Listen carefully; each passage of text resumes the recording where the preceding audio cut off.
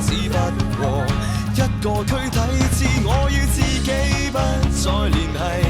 青春之後接過，有時無情的洗禮，重擔是別人的認為，難過是勇氣開始節制。生命或許可以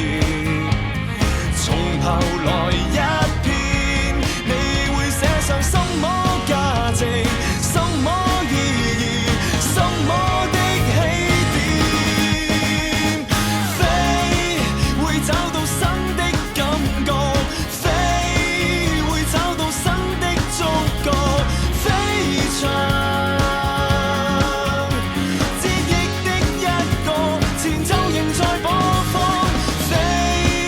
會解脫新的知覺，飛抱緊了心中希望光芒，在夢的一方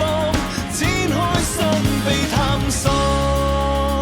幻想自己可以穿起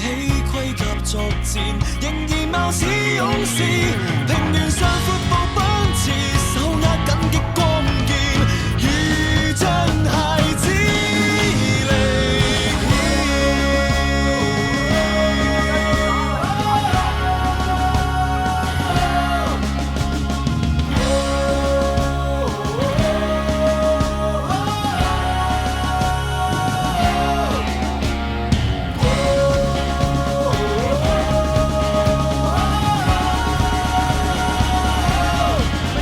生